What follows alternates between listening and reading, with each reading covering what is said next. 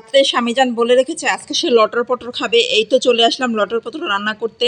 আপনারা কি বলেন এটাকে আমি জানি না। এই তো মুরগির কলিজা গিলা আর কি পা থাকে সেগুলো দিয়ে আর কি লটর পটর রান্না করতে চলে আসলাম। সব একদম ভোরবেলা এই রান্নাটা করতেছি। হ্যালো এভরিওয়ান, আসসালামু আলাইকুম। আমার প্রিয় আপুরা ভাইয়ারা কেমন আছেন আপনারা? আশা করি ভালো আছেন। আলহামদুলিল্লাহ আমি আপনাদের দোয়ায় অনেক অনেক ভালো আছি। সীতারাম মামুনির পেজ থেকে চলে আসলাম আপনাদের জিনাত আপু।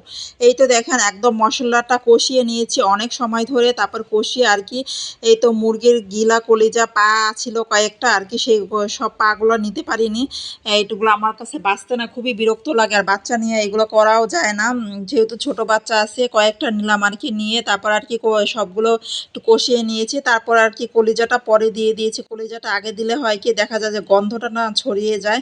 এই তো দেখেন কালা কালা পাও কতগুলো সেইগুলোও দিয়ে দিছিলাম। এই তো তারপর একটু কষিয়ে নিয়েছি, কষিয়ে নিয়ে তারপর সুন্দর করে আর কি একটু ঝোল দিয়ে দিয়েছি, সাথে একটু আলু দিয়েছিলাম। দেখা যায় যে আলু না দিলে মাখা মাখানো হবে না। এই তো একটু কাঁচামরিচও দিয়ে দিলাম বেশি করে।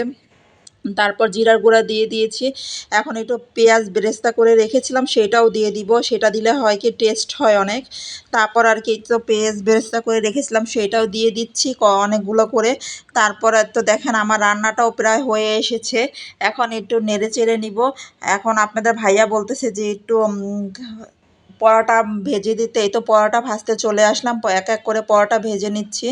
এই তো পরোটা ভেজে নিয়ে তারপর আর কি তাকে দিয়ে দিব এখন খেতে। সবাই খেয়েছি কিন্তু আমার কাছে না এই জিনিসটা খেতে কিসের জন্য জানি ভালো লাগে না, আমার কাছে গন্ধ লাগে, আমি খেতে পারি না। ওর বাসার ৩ জন আর কি, আমার 2 ছেলে আর আপনাদের ভাইয়া খেয়েছে।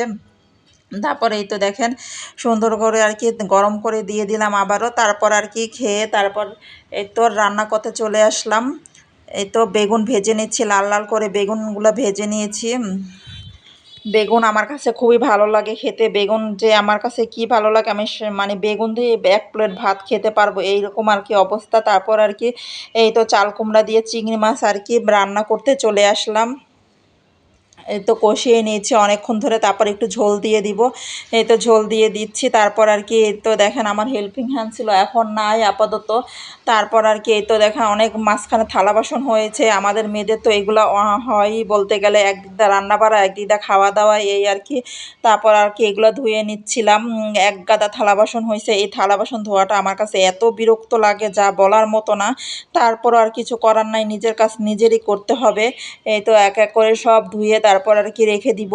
তারপর আর কি এই তো দেখেন আপনাদের কি অবস্থা বলবেন, কে কে কন্টেন্ট মনিটাইজেশন পেয়েছেন।